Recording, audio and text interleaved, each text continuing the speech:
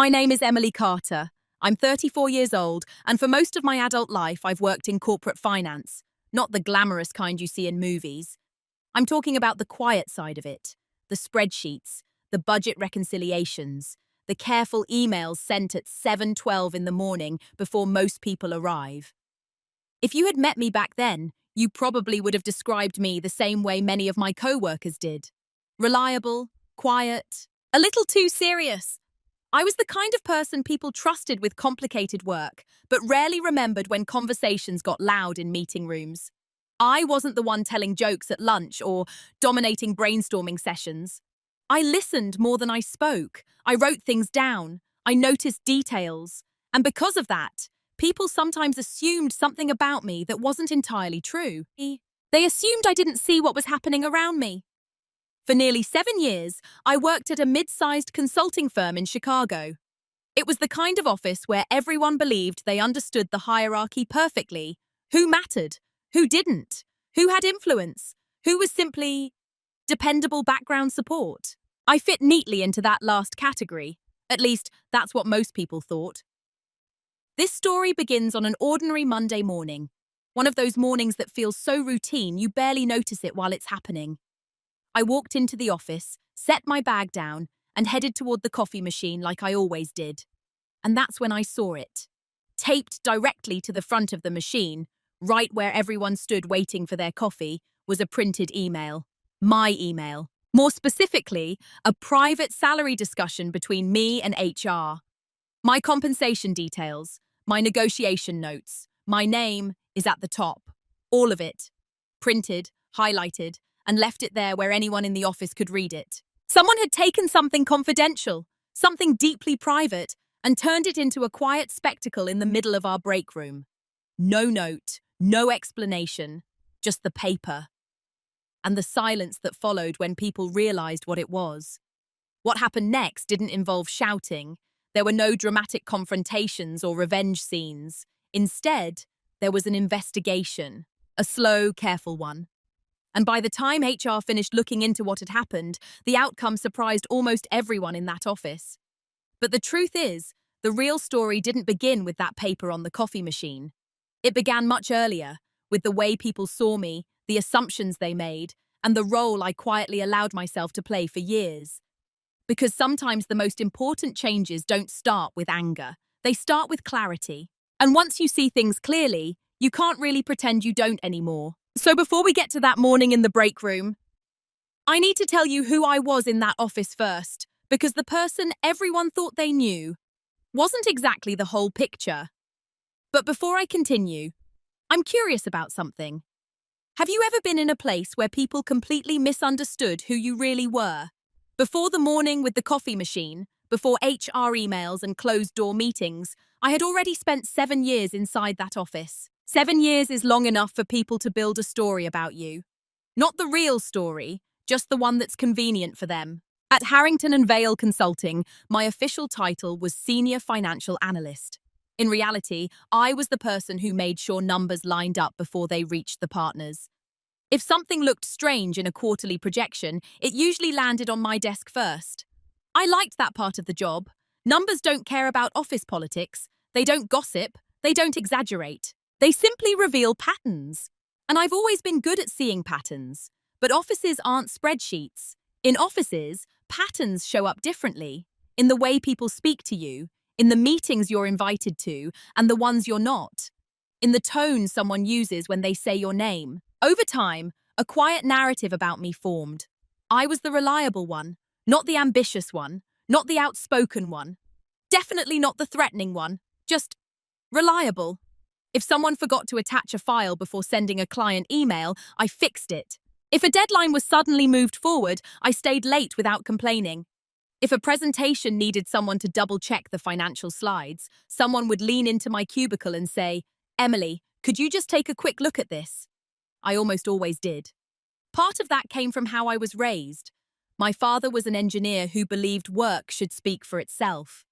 My mother was a nurse who thought kindness mattered more than recognition. So I learned early that doing things well mattered more than being noticed for them. But offices have their own ecosystem, And in that ecosystem, quiet competence often becomes something else. It becomes invisible. There were moments when I noticed it clearly. For example, during project debrief meetings, I would sometimes watch a manager explain a financial insight that I had emailed them the night before. Word for word. No one would look in my direction. Not maliciously, just naturally, like sunlight passing over a chair. At first, I told myself that it was normal. After all, my job wasn't to stand in the spotlight. My job was to make sure things worked behind it. And to be fair, not everyone treated me that way. My direct supervisor, Laura Bennett, respected my work. She wasn't overly warm, but she was fair. When she asked for something, she meant it. And when she said thank you, it wasn't empty. But offices are rarely shaped by just one person. They're shaped by the small daily behaviors of dozens of people. The jokes in the hallway, the comments around the coffee machine, the subtle hierarchy everyone pretends not to notice. In that environment, I became something very specific, the safe person to overlook. I rarely interrupted people, I didn't correct co-workers in public, and when someone else took credit for a small insight I'd mentioned earlier, I usually stayed quiet. Not because I didn't notice, but because I believed something my father used to say. Truth has a way of surfacing eventually. You don't always have to push it. So I worked. I documented things carefully. Emails, revisions, budget changes, not out of suspicion, just out of habit. After all, finance requires precision, and precision requires records. Looking back now, I realize something strange about that time. Most of the people around me believed they understood exactly who I was. Quiet, predictable, harmless, the kind of coworker who would never make trouble. And for years, I allowed that assumption to exist. Because sometimes the most interesting thing about a story is what people fail to notice while it's unfolding. When people think about workplace conflict, they usually imagine something dramatic.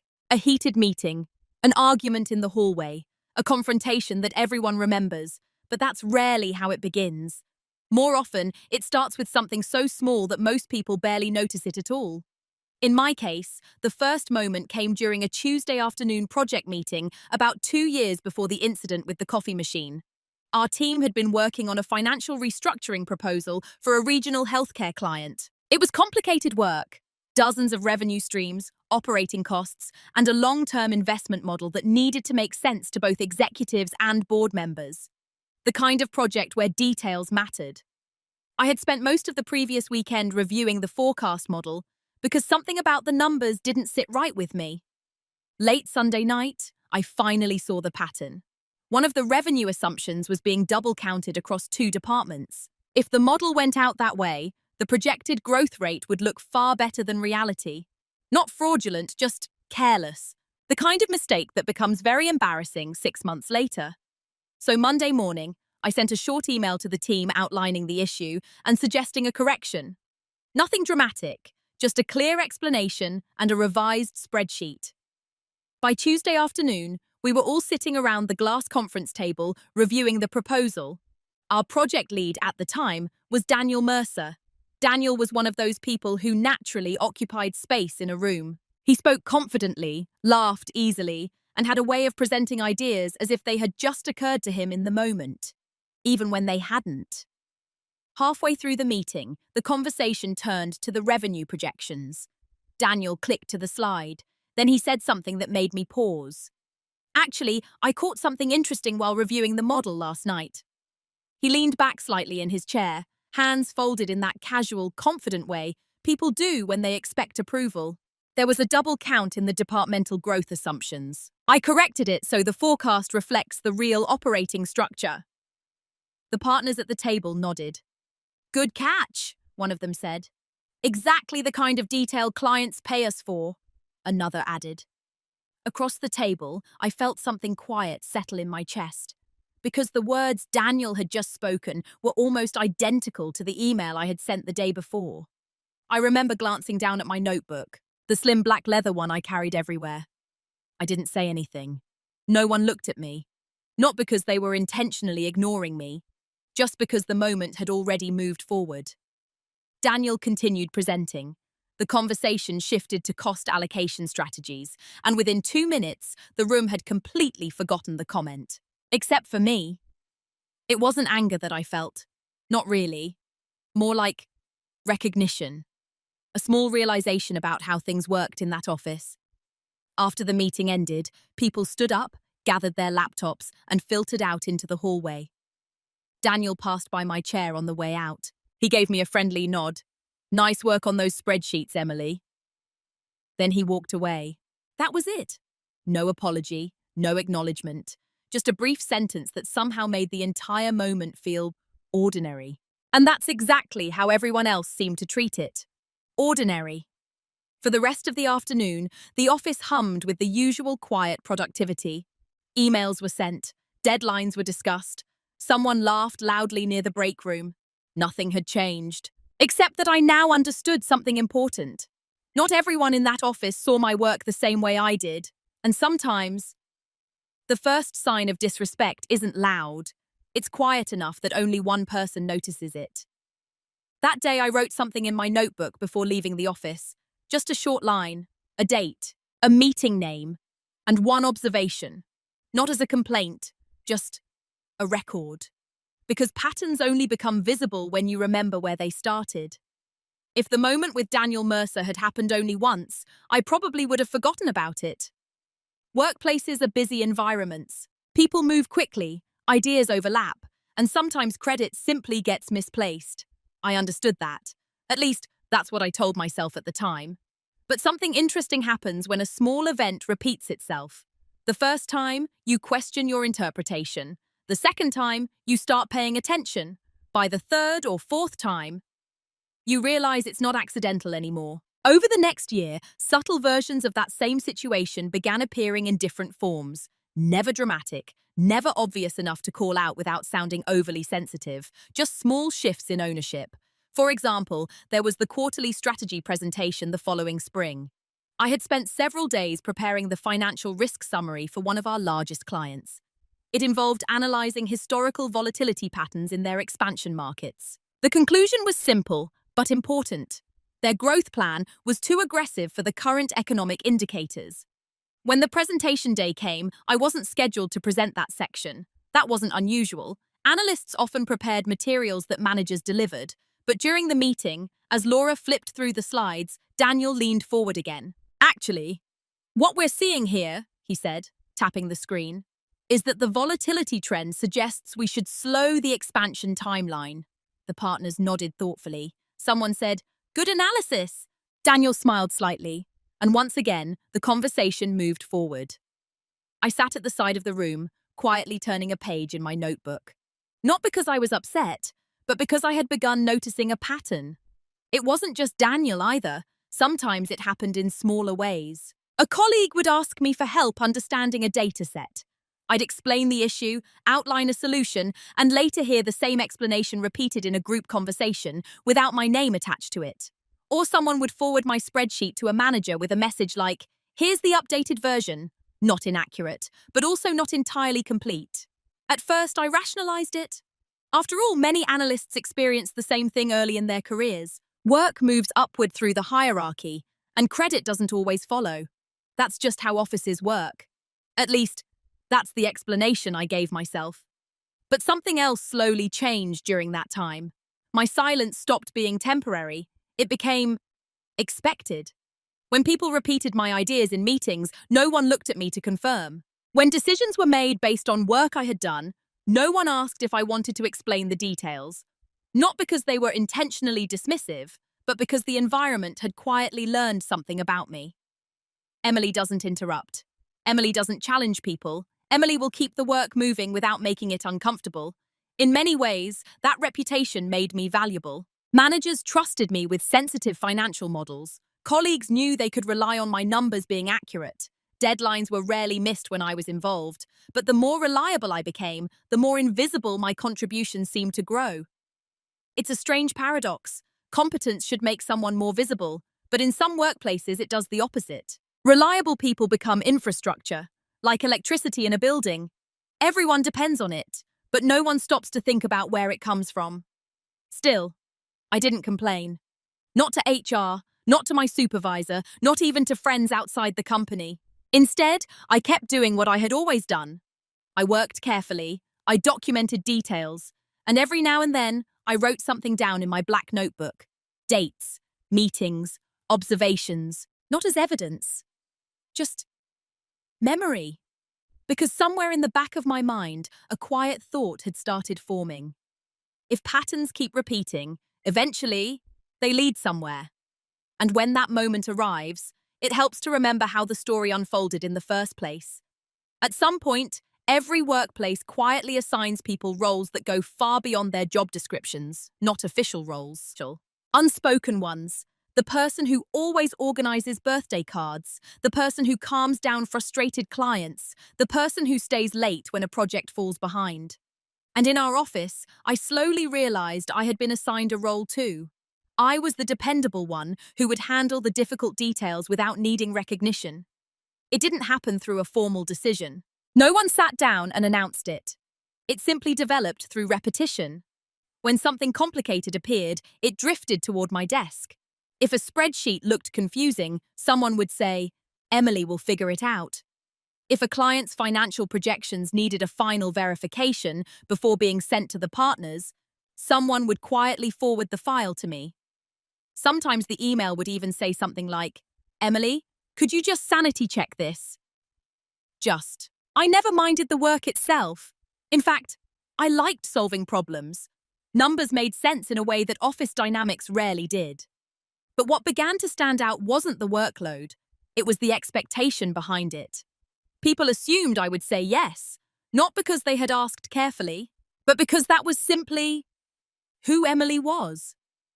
There was a moment when this became especially clear. It was a Thursday evening near the end of a quarterly reporting cycle. The office had that late-day quiet where half the lights were dimmed, and the cleaning staff had started moving through the hallways. Most people had already left. Around 6:40 p.m., Daniel appeared beside my desk, holding a printed stack of documents. "Hey, Emily," he said casually, setting the pages down. "Quick favor." I glanced at the papers. It was a 40-page financial model review, not exactly quick. "We're sending this to the partners tomorrow morning," he continued. "I just need someone to go through and make sure the numbers line up." Someone. He didn't say, "Could you help me?" He said it the way people mention something already decided. I looked at the clock on my computer. Then I looked at the stack of pages. "How late do you need it tonight?" I asked. Daniel smiled, relieved. "Whenever you finish is fine. You're the best with this stuff." Then he walked away. That sentence lingered in the air for a moment. "You're the best with this stuff?" It sounded like a compliment. But it also carried something else underneath. A quiet assumption that I would stay, that I would solve the problem, that the work would simply get done. And the truth is, I did stay. I stayed until a little after 9 o'clock that night, correcting inconsistencies in the model. Some of them were small rounding issues. Others were structural errors that could have caused major confusion in the client presentation. By the time I finished, the spreadsheet was clean. The formulas aligned. Everything made sense. Before leaving, I sent Daniel a brief message. Reviewed and corrected. Updated file attached. The next morning, the partners praised the clarity of the model during their internal discussion. I know that because I happened to pass the conference room while they were talking. One of them said, "Great work on the numbers." Daniel responded, "Thanks." And again, the moment moved on. No one had forced that outcome. No one had intentionally excluded me. But the role I had quietly been assigned had done exactly what roles are designed to do. It kept everything running smoothly, without asking whether the person inside that role ever wanted something different. And for a long time, I allowed that to continue, because playing the dependable role had one unexpected advantage. It gave me a front row seat to everything happening inside that office, even the things people assumed I would never notice. For a long time, I believed patience was the same thing as strength. Stay calm, do the work well. Eventually, people will notice. That belief carried me through most of my 20s. It helped me build a reputation for being reliable, precise, and steady under pressure. In many ways, it helped my career. But patience has a quiet side effect. If you practice it long enough, people begin to assume it's your only option. The moment something shifted for me didn't happen during a confrontation. There was no argument, no raised voices, no dramatic turning point. It happened on a completely ordinary morning. It was late October, about 8 months before the incident with the printed email. Chicago had just started turning cold again. The kind of cold that makes office buildings feel especially warm when you step inside. I arrived early that day, a little before 7:30. The office was nearly empty. Cleaning carts were still parked near the elevators, and the overhead lights in most departments hadn't fully brightened yet. I liked those quiet moments before everyone arrived. It was easier to think. I sat down at my desk, opened my laptop, and started reviewing the financial pipeline for the upcoming quarter. About 20 minutes later, an email notification appeared. It was from Daniel. Subject line: updated proposal draft. I opened it without thinking much about it. The message had been sent to several senior managers and 2 partners. Attached was a revised proposal for a new consulting contract with a manufacturing client. As I scrolled through the document, something caught my attention. Several sections of the financial analysis looked very familiar. Not just similar, identical. The cost optimization framework, the risk mitigation structure, even the exact phrasing in one of the explanatory paragraphs. All of it came from a strategy memo I had written 2 weeks earlier. I knew it immediately because I remembered spending nearly an entire Saturday building that framework. It had been sent internally to help guide our proposal development. At the time, Daniel had replied with a short message. Good starting point. Now I was looking at that same structure embedded throughout the proposal, without my name anywhere on it. For a moment, I simply stared at the screen. Again, I didn't feel anger. What I felt instead was something quieter. Recognition. Because suddenly, the pattern that had been forming for years appeared clearly all at once. Small ideas drifting upward. Analysis is being repeated in meetings. Work is moving forward without attribution. Individually, each moment had seemed too minor to challenge. Together, they formed something undeniable. I leaned back slightly in my chair and looked around the nearly empty office. Sunlight was just starting to filter through the tall windows on the east side of the building. The city outside was waking up, cars moving slowly through the morning traffic. Inside the office, everything was still calm. Nothing had happened yet. But something inside me had shifted. Not anger, not resentment, just clarity. For the first time, I stopped asking myself whether I should be more patient. Instead, I asked a different question. What if patience wasn't the right response anymore? I closed the proposal document and opened my notebook. The same black leather notebook I had been carrying for years. On a new page, I wrote the date, then a short sentence. Not emotional, not accusatory, just a simple observation. After writing it down, I closed the notebook and returned to my spreadsheet work as if nothing had changed. And on the surface, nothing had.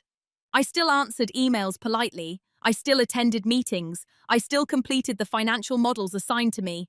But from that morning forward, something important was different. My silence was no longer automatic. It had become intentional.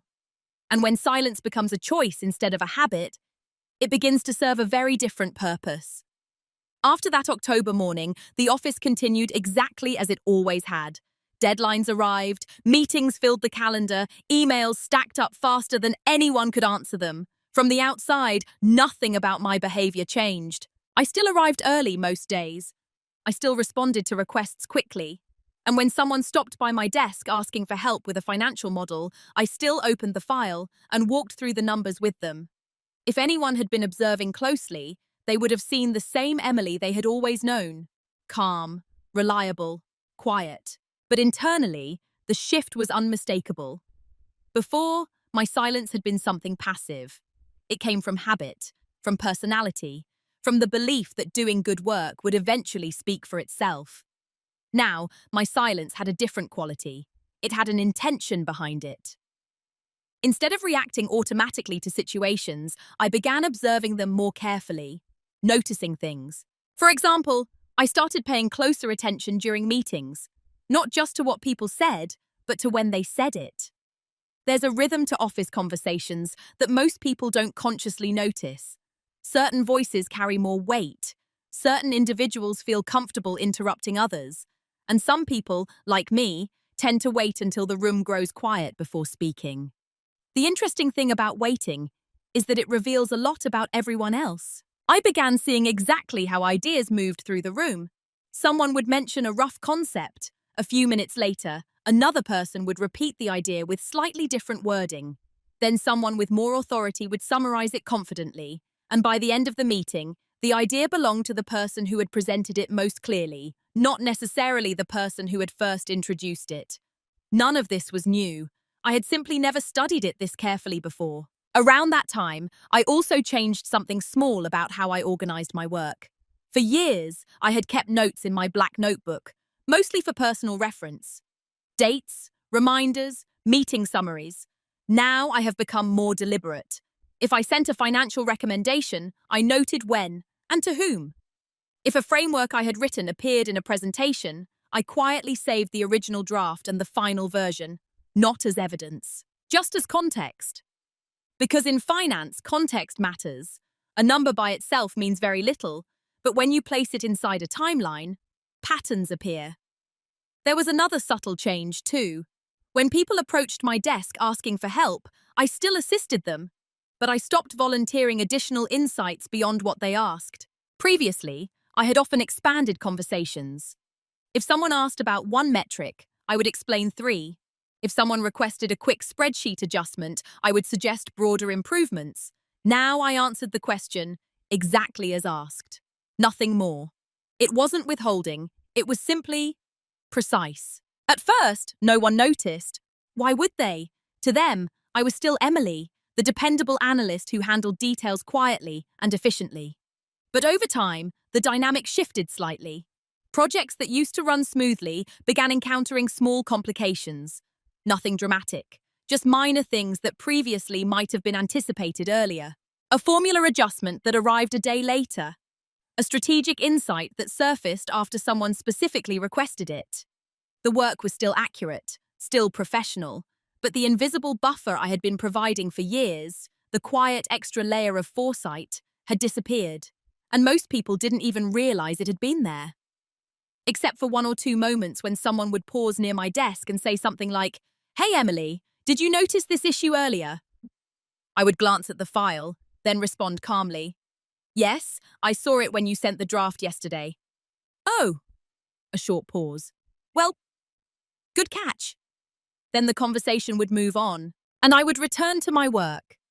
Because the truth is, I wasn't trying to prove anything to anyone. I was simply learning something important about the environment I worked in. For years, my silence had helped maintain the illusion that everything functioned effortlessly.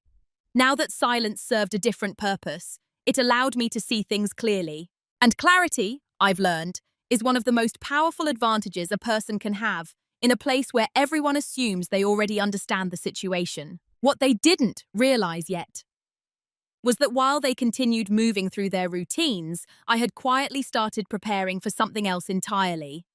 One of the most interesting things about being underestimated is how much freedom it gives you. When people believe they already understand you, they stop looking closely. And when they stop looking closely, they miss a lot. After my perspective shifted that October morning, I didn't suddenly start planning anything dramatic. There was no grand strategy forming in my mind. What changed instead was my attention. For years, I had been focused primarily on doing my work well. Now I began paying closer attention to the systems around that work, the structures that made the office function. Things most people ignored. For example, I started studying how information actually moved through our company. On paper, the structure was simple. Analysts prepared research, managers refined it, and partners delivered the final message to clients. But in practice, the flow of information was far more complicated. Ideas rarely move in straight lines. They drifted. A financial insight might begin in an analyst's spreadsheet, pass through a manager's presentation, and eventually appear in a partner's proposal, sometimes with pieces added or removed along the way. No one was deliberately tracking those transformations. Except now, I was. Not obsessively, just carefully.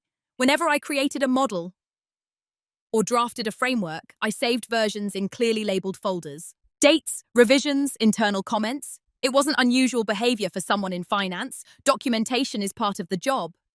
but the way I organized those records became increasingly precise. If an idea appeared later in a proposal or presentation, I could quietly see the path it had taken to get there. Again, not as evidence, just context. Around the same time, I also began learning more about something I had previously taken for granted: company policy. Most employees skim HR guidelines once during onboarding and never read them again. They assume those documents exist mainly for legal formality, but policies are essentially rulebooks, and rulebooks reveal something important about any organization: what it considers acceptable and what it absolutely cannot tolerate. During slower afternoons, I would sometimes open those documents while reviewing financial reports. Confidentiality policies, internal communication protocols, employee conduct guidelines, none of it was particularly exciting reading, but it was illuminating. For example, our company had extremely strict policies regarding confidential financial information. That included client data, internal forecasts, and employee compensation records. Those documents were categorized under restricted access materials, meaning they were only visible to a very small group of people: finance leadership, HR, and occasionally direct supervisors during performance reviews. At the time, that policy didn't feel particularly relevant to me. I simply noticed it the way someone notices a road sign while driving: useful information about the environment. Meanwhile, life inside the office continued its usual rhythm. Daniel still moved confidently through meetings. Colleagues still stopped by my desk asking for help interpreting financial trends. Laura still assigned me complex modeling work because she trusted my accuracy. Nothing outwardly dramatic happened, which, in hindsight, is probably why no one noticed what I was quietly doing. I wasn't collecting secrets. I wasn't planning confrontations. I was simply becoming more aware of the systems we were all operating inside. And once you start observing systems closely, something interesting happens. You begin seeing how fragile they actually are. Not fragile because they're poorly designed. Fragile because they depend entirely on people respecting the boundaries that keep them functioning. Most of the time, those boundaries remain invisible. People follow them without thinking, but occasionally, someone crosses one. Sometimes accidentally, sometimes carelessly, and when that happens, the system reacts. At the time, I had no idea that such a moment was approaching. In fact, the day before everything changed felt completely normal. I finished a quarterly forecast update, attended 2 routine meetings, and left the office shortly after 6 in the evening. Nothing unusual, no warning signs, just another quiet day in the routine of corporate life. But the next morning, when I walked toward the coffee machine like I always did, I saw something that immediately told me a boundary had been crossed. Not subtly, not accidentally, but in a way that would trigger every policy I had been quietly learning about for months. And in that moment, standing in the break room with a piece of paper taped to the machine, I realized something important. Someone in that office had just made a very serious mistake. The morning everything changed began like any other.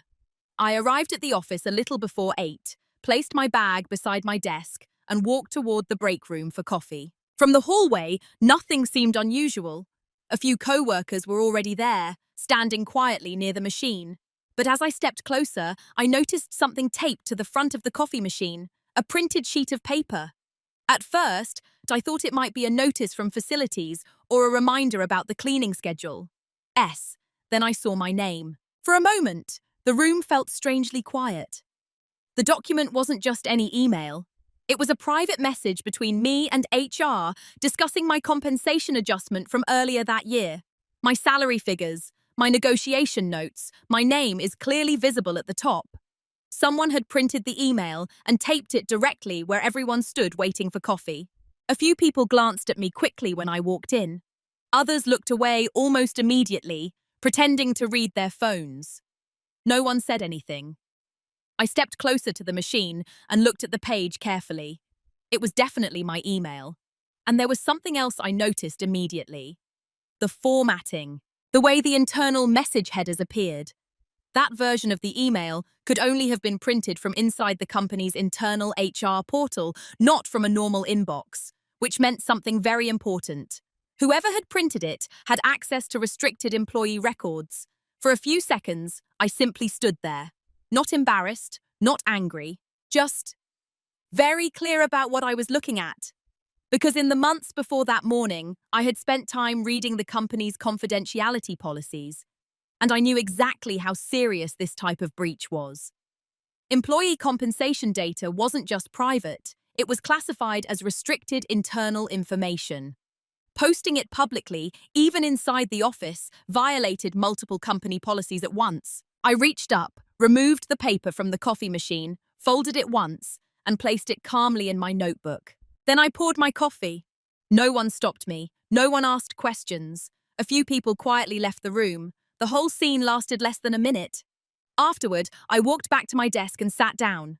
For the first time since I had joined the company, I opened a new email addressed to Human Resources. The message itself was short. I attached a photo of the document.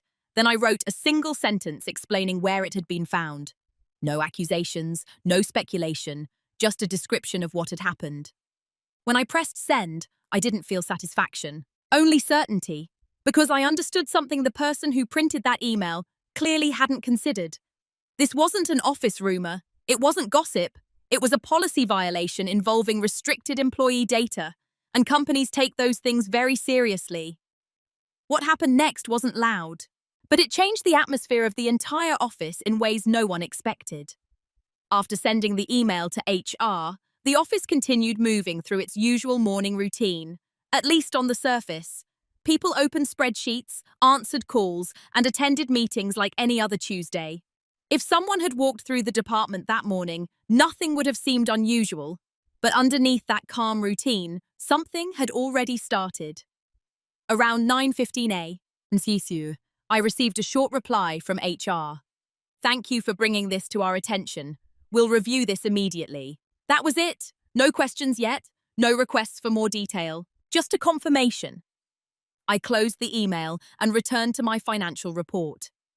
For the next hour, I worked quietly, as usual.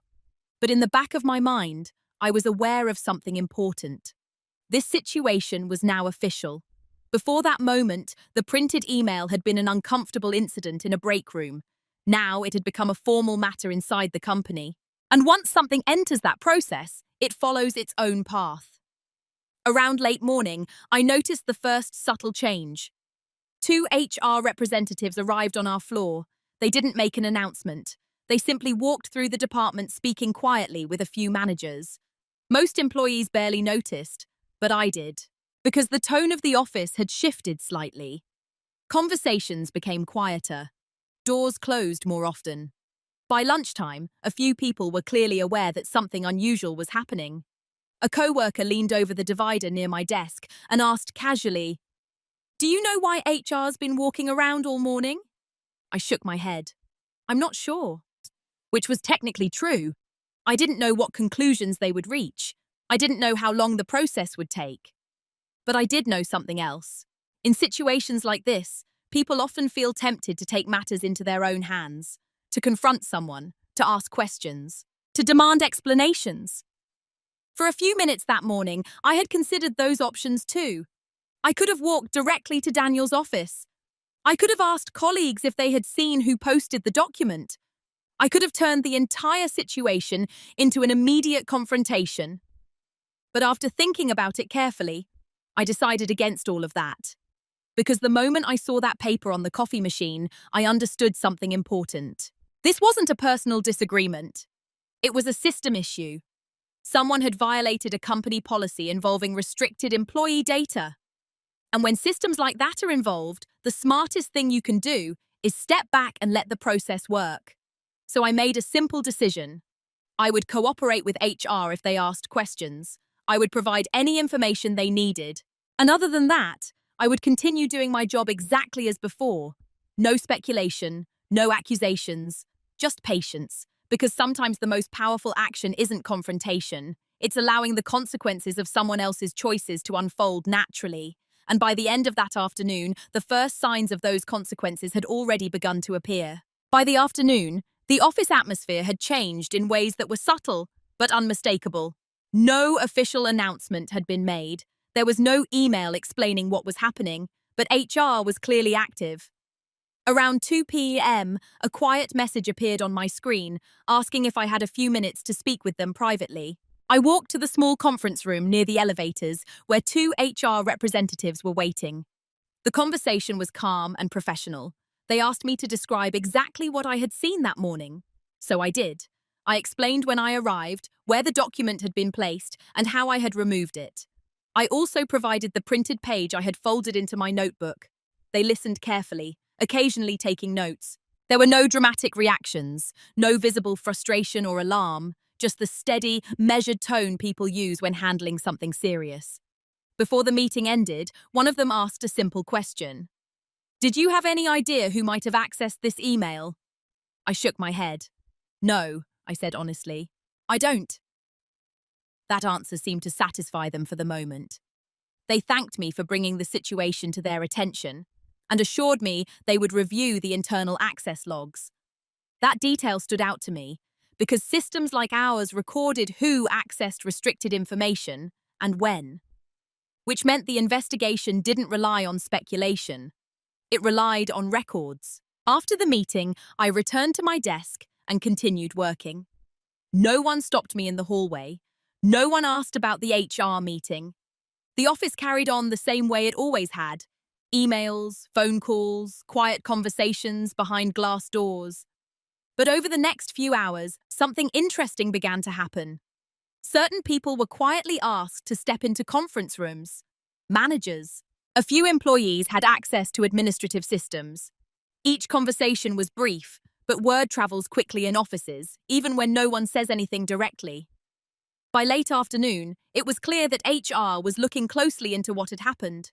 Still, I didn't involve myself in the process any further. I didn't speculate with coworkers. I didn't ask questions.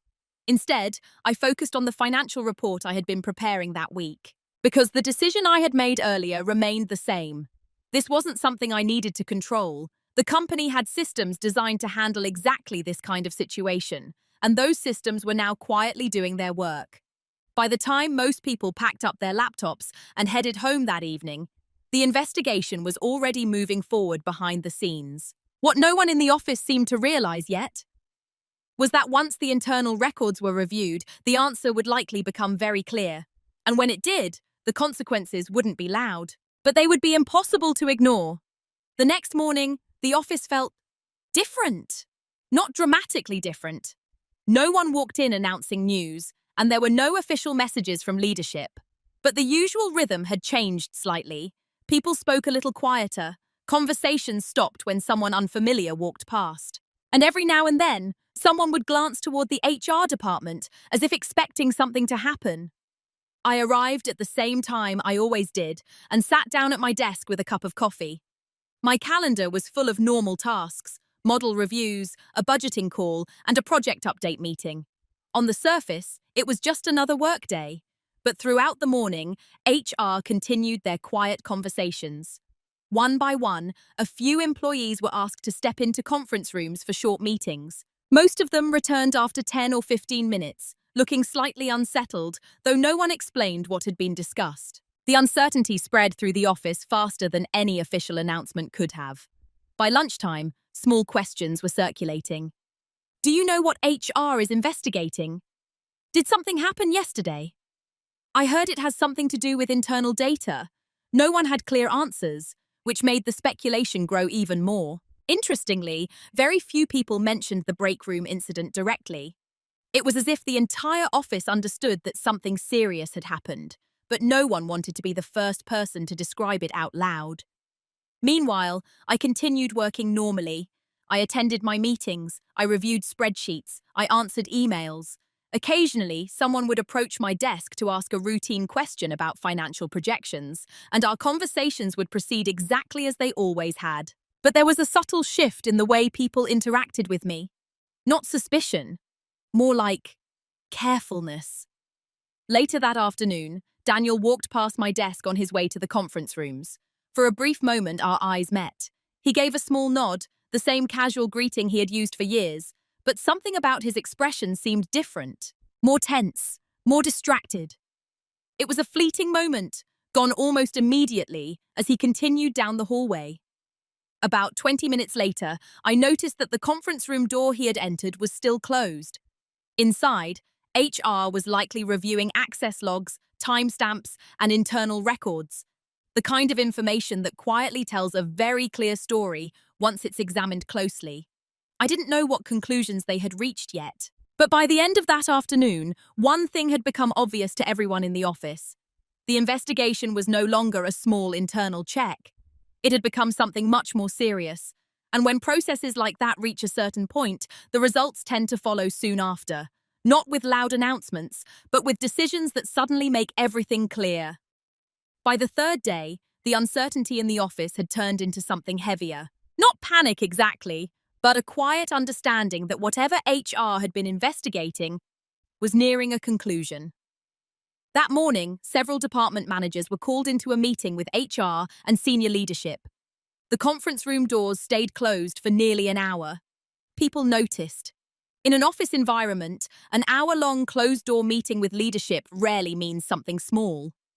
When the meeting ended, the managers returned to their desks, noticeably quieter than usual. A few brief conversations followed in low voices, and then the workday resumed.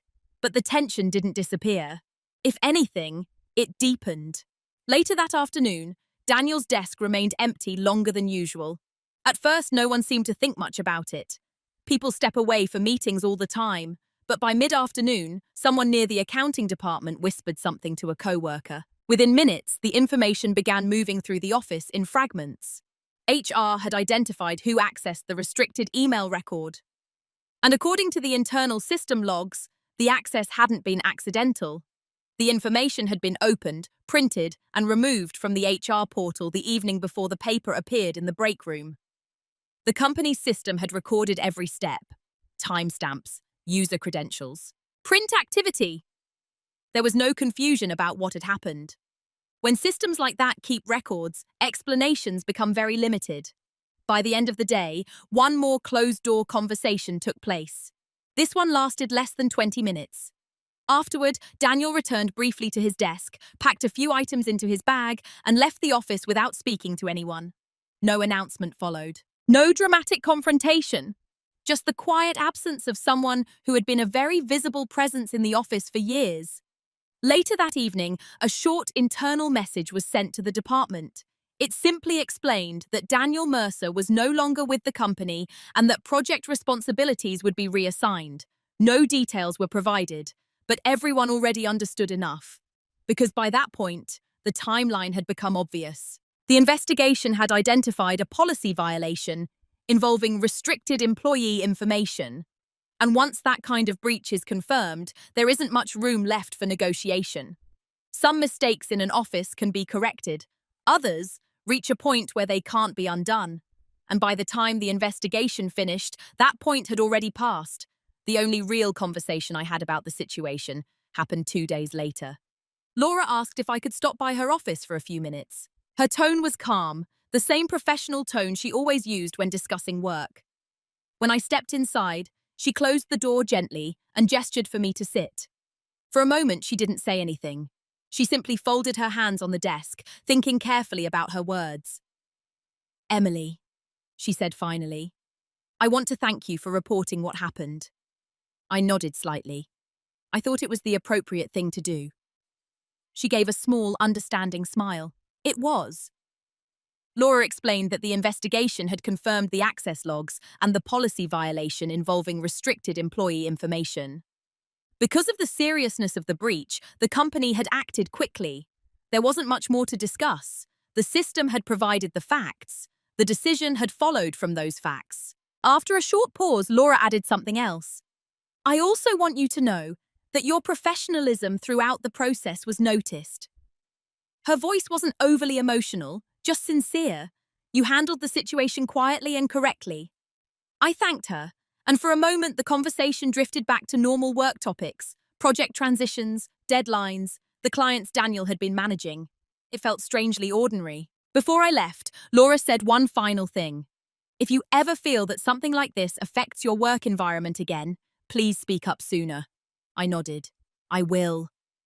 There was no anger in that room, no dramatic discussion about the past, just two professionals acknowledging that something serious had happened and that the organization had responded. When I walked back to my desk, the office looked the same as always. Computers humming, phones are ringing softly, people focused on their screens, but the atmosphere had shifted slightly, not because of what had been said, but because of what everyone had quietly understood.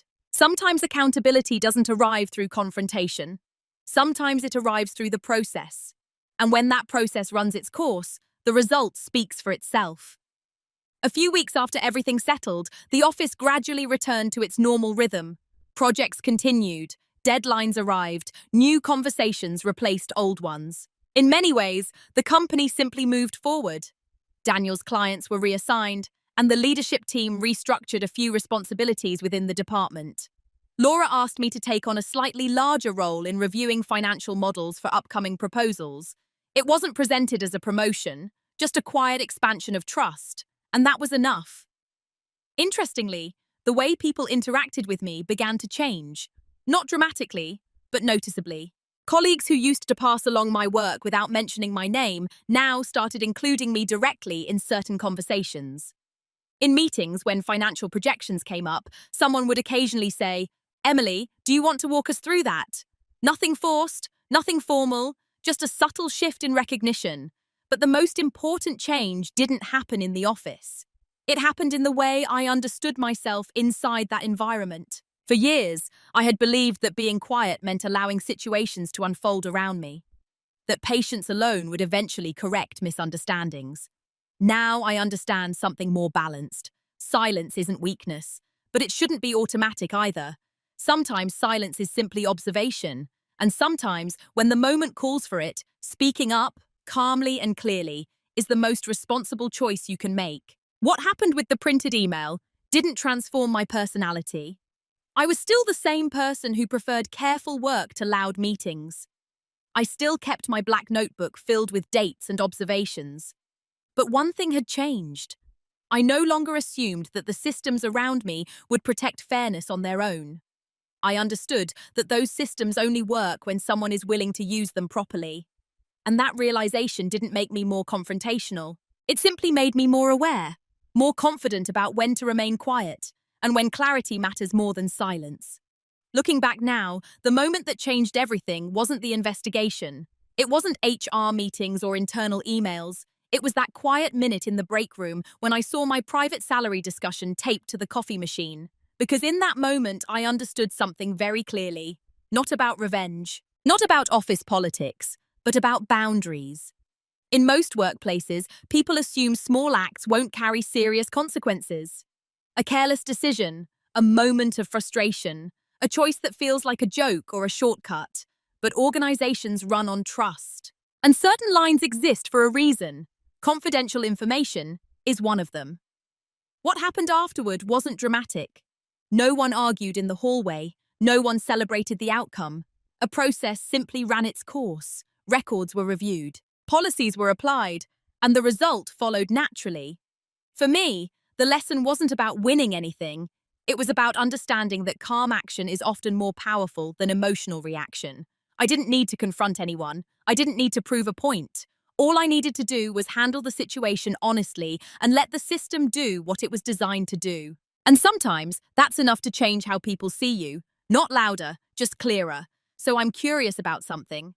If you walked into your workplace one morning and found your private information exposed like that, would you confront the person directly or would you handle it quietly, the way I did? Video hữu ích, hãy ấn like và đăng ký kênh để ủng hộ mình nhé. Chúng ta sẽ gặp nhau ở những video tiếp theo. Bye bye.